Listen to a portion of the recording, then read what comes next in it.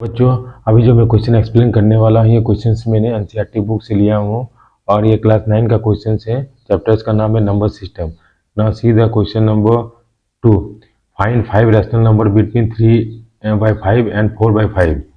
तो मान लीजिए एक नंबर लाइन ड्रॉ किया, क्या 3/5 लिखा और यहाँ पे 4/5 लिखा।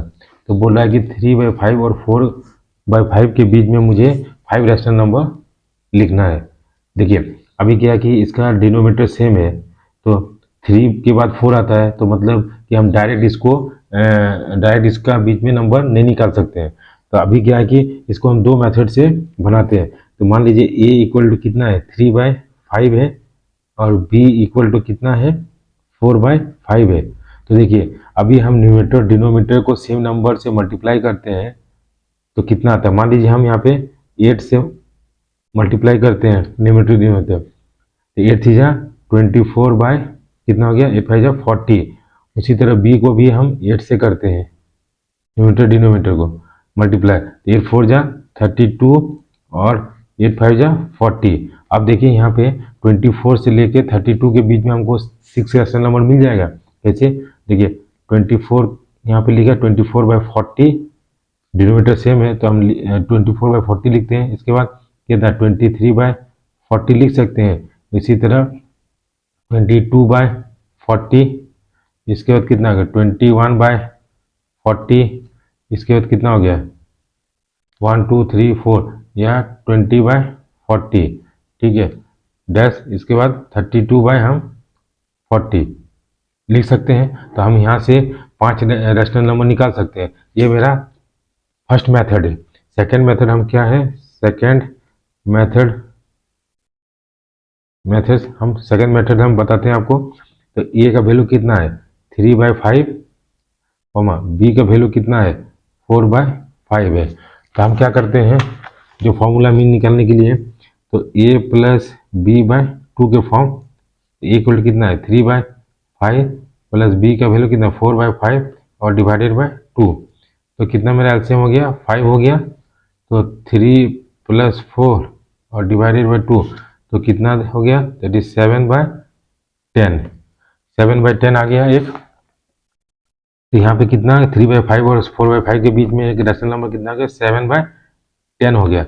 उसी तरह मान लीजिए यहाँ पे अब 3/5 और 7/10 के बीच में एक रैशनल नंबर लिखते हैं। ए इक्वल टू कितना गया 3/5 और बी इक्वल टू कितना हो गया 7/10 हो गया। तो हम इसका मीन निकालते हैं a प्लस बी, तो 3/5 और प्लस 7/10 और डिवाइडेड बाय 2, तो इसका कितना हो गया एलसीएम 10 हो गया।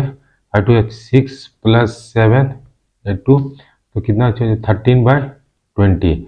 मतलब इसके बीच क्या हो गया कि 13/20 रैशनल नंबर हो गया। उसी तरह 7/10 और 4/5 के बीच में भी हम एक रैशनल नंबर निकालते हैं।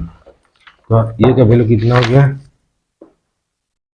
ए का वैल्यू हो गया 7/10 और बी का वैल्यू कितना हो गया दैट इज 4/5।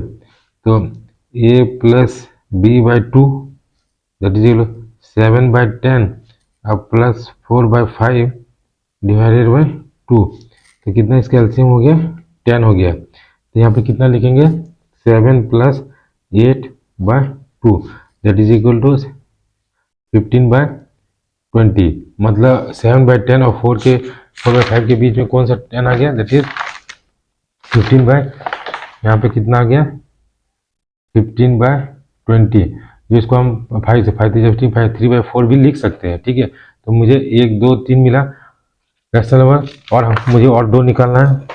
अब हम कहाँ से लेंगे दैट इज 3/5 और 13/2 के बीच में। a इक्वल टू 3/5 और b इक्वल टू कितना हो गया 13/20।